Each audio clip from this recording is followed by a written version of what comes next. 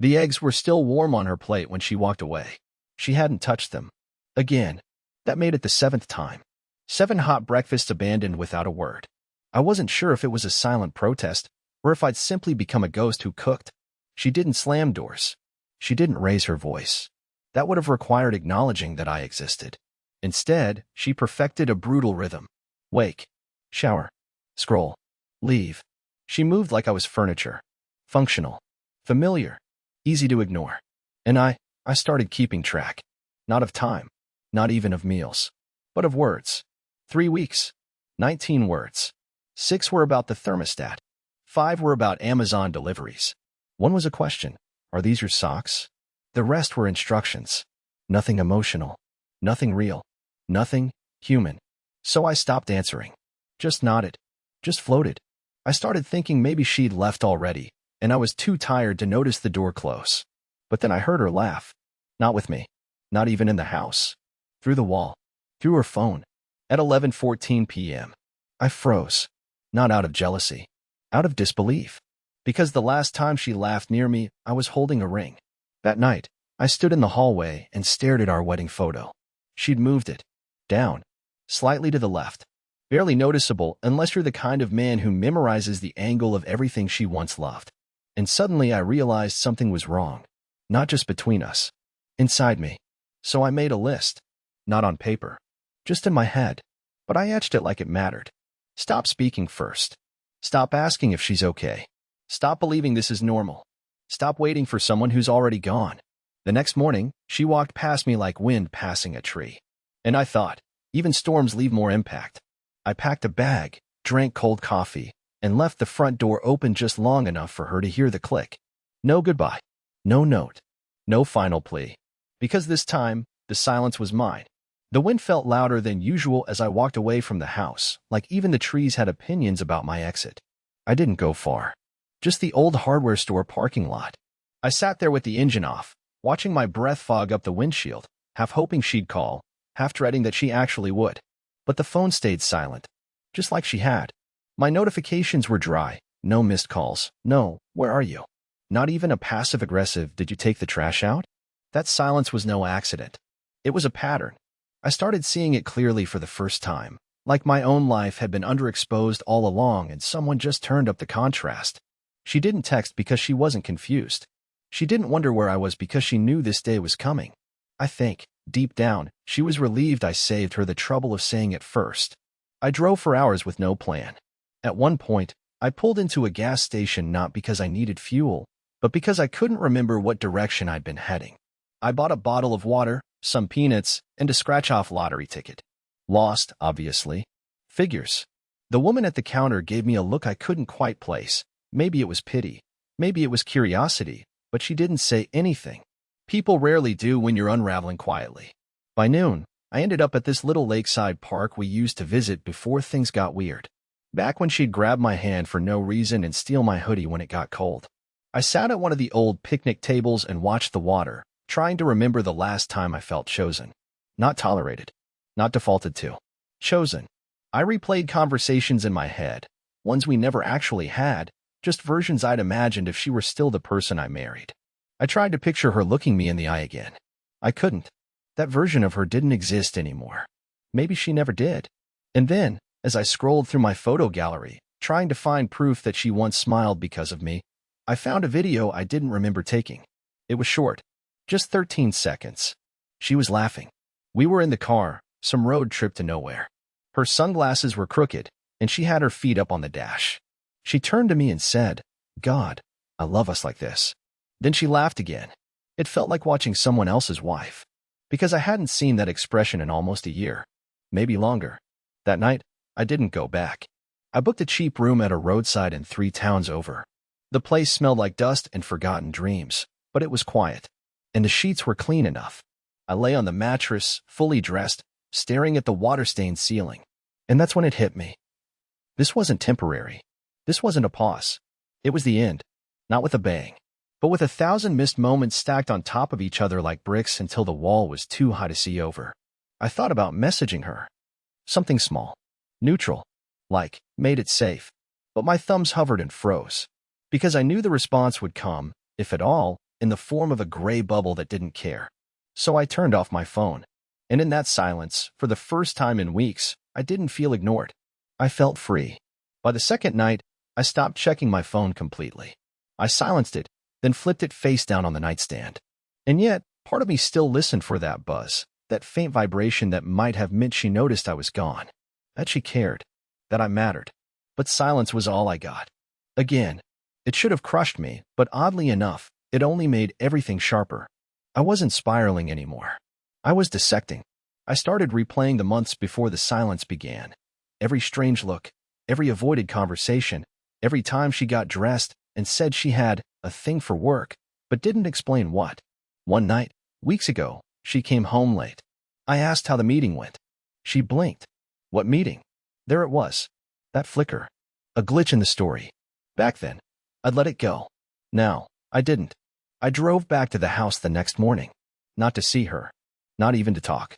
Just to gather the rest of my things while she was at work, or wherever she went when she wore lipstick and smelled like citrus and guilt. The house was exactly as I'd left it. Empty. Still.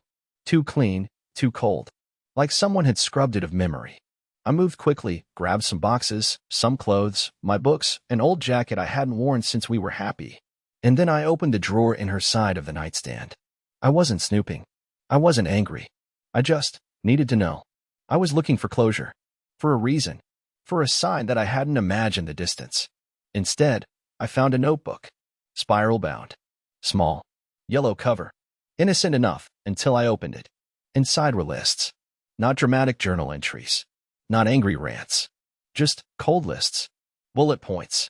Tasks. Plans. One page read. Mason, dinner Thursday. Nails appointment Friday. Book spa weekend. Groceries. Return Vernon's charger. I stared at that last line like it was carved into my chest. Return Vernon's charger. Not my husband's. Not even just my name. But as if I were some guy she once borrowed a cable from. A formality. A footnote. The only mention of me in pages of planning, wedged between errands and someone else's name I didn't recognize. Mason. The same name I'd heard once in passing. A name that made her smile while texting on the patio. There was another list. This one was in a different tone. No dates.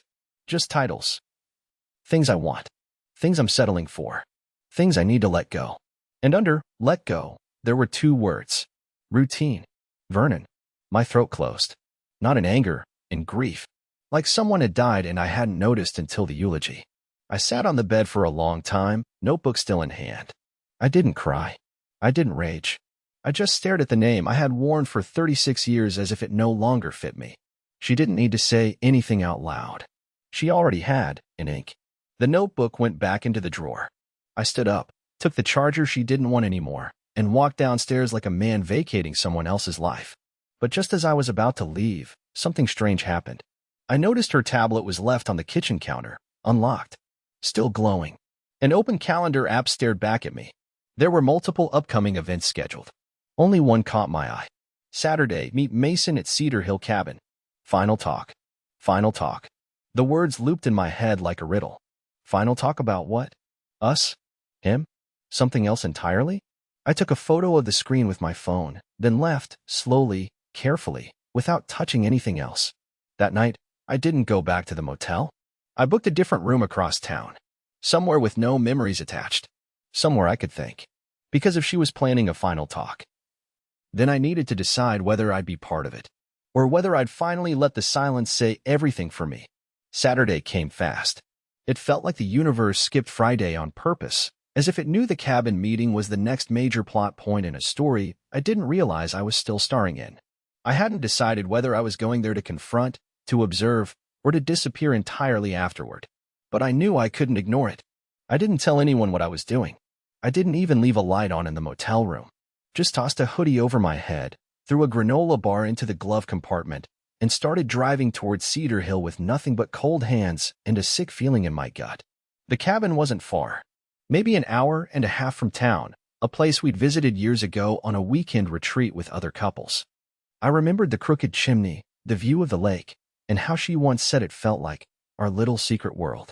Apparently, she'd shared that world with someone else now. When I arrived, I didn't pull all the way up the gravel path. I parked on the shoulder behind a row of evergreens, left the engine off, and walked the last 100 yards in silence. My boots crunched through the dry needles as I approached the hill, and there it was, the cabin, just like I remembered it. Except this time, it looked like someone had taken the soul out of it and replaced it with tension. A silver SUV was already parked beside the front porch. The same SUV I'd seen in our neighborhood once or twice, just far enough away to dismiss as coincidence. But now it had a name. Mason. I stayed hidden, crouched behind a thick tree line. I didn't know what I expected to see, a screaming match? An embrace? Maybe even nothing at all. But then the door opened. She stepped out first. She was wearing the sweater I gave her last Christmas. The one she said was too soft to wear in public, and yet here it was, wrapped around her shoulders like it meant something. She paced the porch twice before he came out after her. Mason looked like a man who had nothing to lose. Tall, sharp jawline, wearing a smirk like it was stitched onto his face. He didn't touch her. Not right away. But his body leaned too close, like he'd earned the right to close that distance any time he wanted. I couldn't hear the words. Only the tone. His was steady. Hers was anxious. She kept brushing her hair behind her ears, crossing and uncrossing her arms. I saw her glance toward the woods, not toward me, but toward the space where we once watched deer at dawn. She didn't know I was out there now, heartbeat matching the wind. Then, Mason reached for her hand. She flinched. That's when it hit me. She wasn't in control here. She hadn't traded me for someone better. She'd fallen into something she couldn't manage. And maybe, just maybe, this final talk wasn't about closure at all. It was about escape. But before I could move, a noise behind me made my skin crawl. A twig snapped. Soft, but intentional. I turned sharply, heart in my throat. There was a figure further down the tree line. Not moving. Watching. Closer than I was. Dressed in dark clothes. I couldn't make out the face, but whoever it was, they weren't part of this story accidentally. I ducked lower and reached for my phone to take a photo. But before I could open the camera, the figure turned and slipped silently into the woods. Like smoke. I looked back toward the cabin. She and Mason had gone inside. The door was shut, curtains drawn. And now I was left with a bigger question than, why did she cheat? Or, why did she stop talking to me? Now I needed to ask, who else knew? And why were they watching her? The wind had died down. The birds weren't chirping. It was the kind of unnatural quiet that makes your skin prickle, like even nature knew something wasn't right in that cabin. I moved closer, staying low, until I found the backside of the building, where the foundation dipped just enough for a crawl space to form beneath the porch. It wasn't high, but just enough for me to lie on my stomach and get my ear against the wooden paneling. I hadn't planned on listening. I hadn't even planned on coming here at all. But there I was, flat on the cold dirt, straining to hear through the boards of the life I was no longer part of. Muffled voices bled through the walls. Her voice came first, low, tight, like she was holding back something sharp. Then his, louder, smoother, too confident. He was the kind of man who didn't raise his voice because he didn't need to. He knew the room would listen anyway. I told you not here, she said, though I couldn't catch the first half. You said you wanted this over, Mason replied. You promised, no surprises, remember? She hissed. I didn't tell him anything. Him? I froze. Was he talking about me? Was there someone else? Then why did he show up at my office, she asked. Why did he know about the cabin? My pulse slammed in my ears. I hadn't said a word to anyone. So who did? He laughed, not out of amusement, but dismissal. You're paranoid. You told someone, she said. I can feel it. There was a long pause. Then Mason muttered something I couldn't make out. But her response came through clearly. If this blows up, I lose everything. The silence that followed stretched on so long I thought maybe they'd left the room. And then he said it. I told you from the start, if he finds out what we did in that house, it's not just your marriage that's over. That sentence made me jolt. What they did in the house. Our house? My mind went wild. Images, possibilities, none of them good. I thought I'd already come to terms with her betrayal, but hearing it spoken out loud, as something real, something shared, it reopened a wound that hadn't even started healing. And then came a sound I didn't expect. Her crying. Not the kind of loud, theatrical sobbing you hear in movies. The real kind, the quiet, broken gasps people only let out when they think no one's listening. I'd seen her cry before funerals, one time during a late-night documentary about abandoned dogs. But not like this. This wasn't grief. This was fear. I could hear it in the way she said, you said it would be clean. You said no one would get hurt. I didn't touch him, Mason said flatly. Yet, something in the way he said that word, yet, cracked something deep inside me. I was no longer just a man trying to understand a broken marriage. I was now a witness to something I didn't fully grasp. And maybe a target. I backed out slowly from the crawl space, inch by inch, trying not to make a sound. My hoodie caught on a nail and tore, but I bit down on my own tongue to avoid reacting.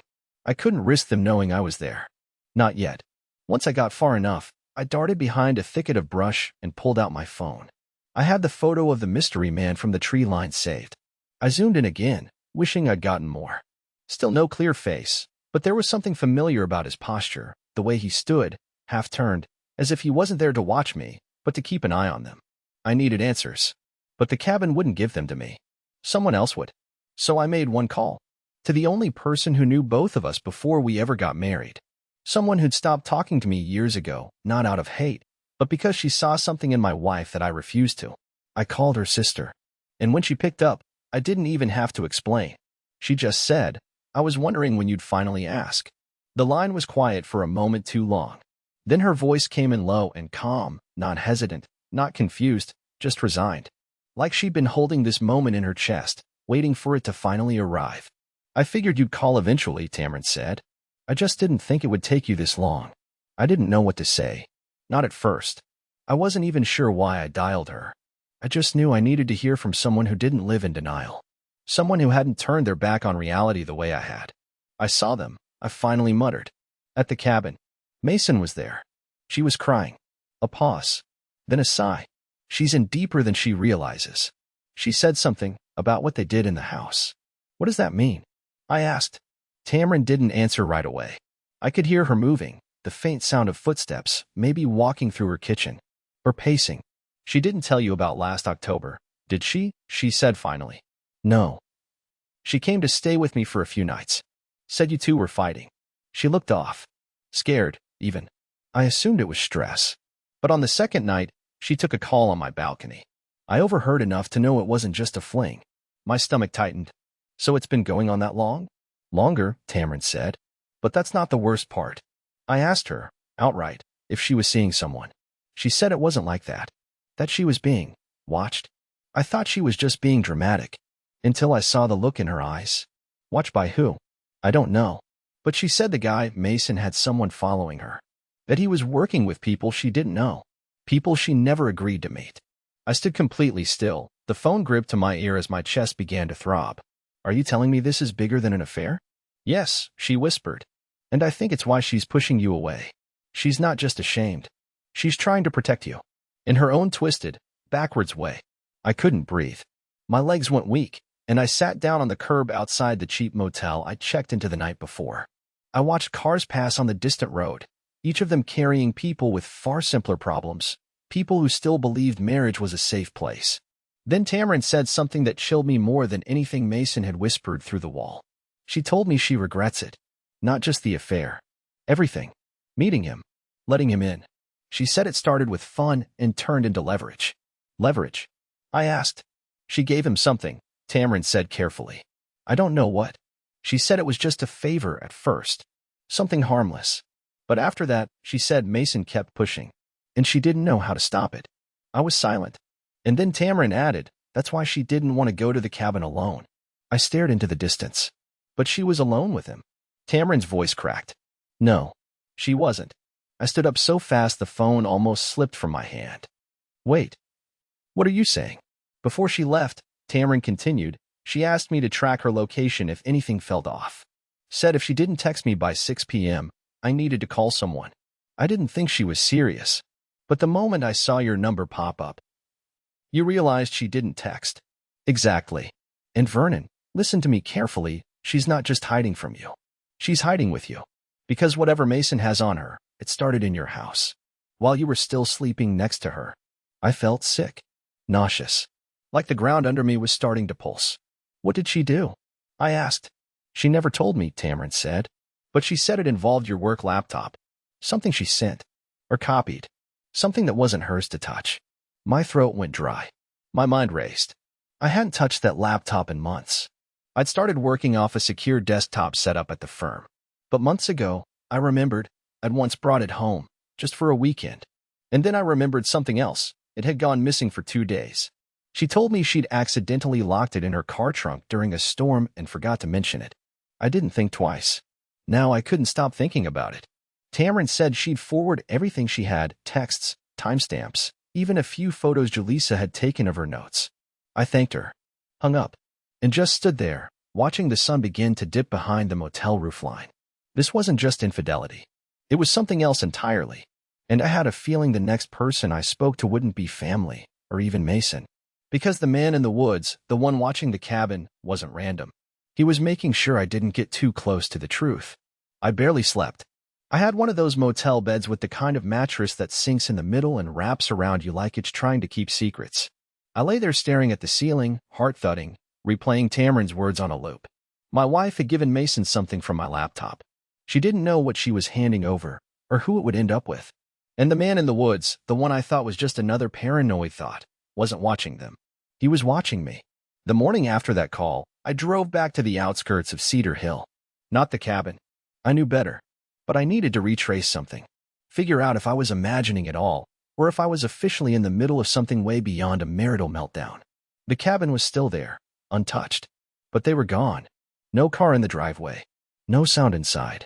Nothing but damp leaves on the porch and the faint smell of cold ash from a fire that had burned itself out. I didn't go any closer. Instead, I walked the perimeter, where I'd first seen him. The man in the shadows. The one who stood too still, too long, to be a hiker or a neighbor or someone lost. That's when I saw the footprint. It was subtle, half-faded, maybe 2 days old, but it wasn't mine. I had hiking boots. This print was thinner, more deliberate. Someone who knew how to move through woods without being noticed. Except he'd wanted me to notice. I looked around slowly, cautious now. The air was silent, and every rustling leaf sounded like a warning. That's when I felt it, that heavy sensation. Like someone watching from just beyond your peripheral vision. And I wasn't wrong. He was there, leaning against a pine trunk 20 yards out, arms folded, hoodie up, face half covered by a cap. My heart seized up, but he didn't move. He just stared, calm, like he had no interest in chasing me off. Like he was waiting for me. So I walked toward him. Each step felt like a dare. I half expected him to run, or threaten, or vanish. But he didn't. When I was close enough to speak without shouting, I stopped. "You've been following me," I said quietly. He tilted his head. "Not just you." His voice was rough, flat, not angry, but drained. Like someone who'd spent too long walking through other people's problems and gotten lost in them. "You were at the cabin." He nodded. "You were watching Mason," I added. His mouth tightened. "Mason's not the problem. He's the bait." I felt a chill spread through my chest. Bait for what? He glanced past me, scanning the woods, before finally locking eyes with me. "For people like you. The ones who don't know what they've been caught in." That's when I noticed the badge clipped to his belt, partially hidden, dull and worn, but unmistakable. Private investigator. He wasn't just some guy in the trees.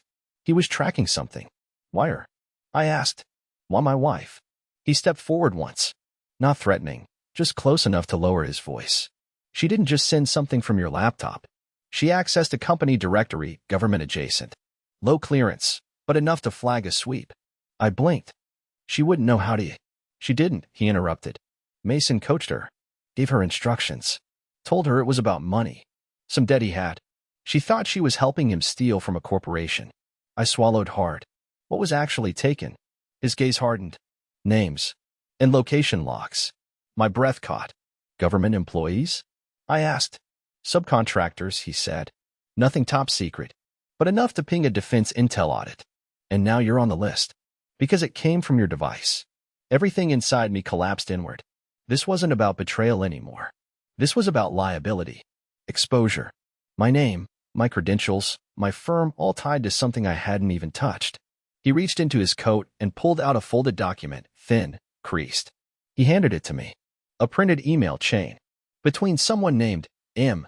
Devereux and a personal Gmail account that included my wife's full name in the subject line. It wasn't just flotation. It was instructions. And she followed them. "Why are you showing me this?" I asked. He stared at me like I was the last person to realize something obvious. "Because she's in danger. And if you go back to her without knowing the rest of this, you will be too." I opened my mouth to speak, but he raised a hand. "There's a safe house downtown. Hotel Branton. Room 412. If she shows up there in the next 24 hours, I suggest you listen. Not argue. Not accuse. Just listen. Why? He turned to leave, fading between the trees again. But before disappearing, he muttered over his shoulder. Because she's about to hand over something that might get both of you buried. And then he was gone. No car. No trail. Just a warning. And a key. I stood outside room 412 for 17 minutes. The hallway was quiet. Thick carpet muffled every sound. No cleaning carts. No voices. Just the occasional hum of an elevator that never stopped on our floor. My palms were sweaty, but not from fear. I wasn't scared of her anymore. Not of what she'd done. Not of what she'd say. I was scared of what I might feel if I looked her in the eyes and saw a stranger instead of the woman I once loved. I knocked once. No answer. I was about to walk away, maybe for good, when the door opened just a crack. Then wider. She was standing there in a dark hoodie, makeup smudged, hair pulled back loosely. Her eyes were red, but not fresh from crying. Like she hadn't slept properly in days. She stepped back silently, letting me in without a word. The room was plain. Neat. Empty except for a laptop on the desk and a duffel bag on the floor. She sat on the edge of the bed, hands folded tightly, and stared down at the carpet. I didn't know you'd actually come, she whispered. I almost didn't, I said honestly. But then I realized I needed to hear your version. Not just what the silence told me. She nodded. Still quiet. Then, slowly, she began. She told me everything. How Mason had appeared over a year ago, not in a romantic sense at first. He was someone from a consulting firm that partnered with a side project at my old company. He was charming, attentive, made her feel seen when I was working too late and sleeping too light. But it didn't start physical. Not right away. He asked her for small things, meeting notes, vendor lists. Then he shifted, became manipulative, asked for login credentials, just to cross-reference a project. When she hesitated, he changed tactics, flattery turned into pressure. Then came the night she used my laptop while I was in the shower. The login was still active. He told her what to search, what to screenshot, what to send. She thought it was harmless. Until weeks later, someone called her using a blocked number and warned her that unauthorized data movement had been locked. She panicked, confessed to Mason. He gaslit her, told her it was being handled, that she was overreacting. That's when he started using it against her. If she didn't meet with him, he'd forward the chain and say she did it alone, frame her as the sole actor. So she pulled away from me, out of guilt, out of fear, out of not knowing how to explain something that had gone too far to undo. I didn't cheat to hurt you, she said finally, tears rising again. But I did lie. And I stopped protecting what we had the second I thought someone else understood me better. That's on me, not you. I didn't speak for a long time, just watched her hands tremble. Finally, I asked, what now? She looked up. I've already turned over everything, she said. To the private investigator. To the security contact your firm provided.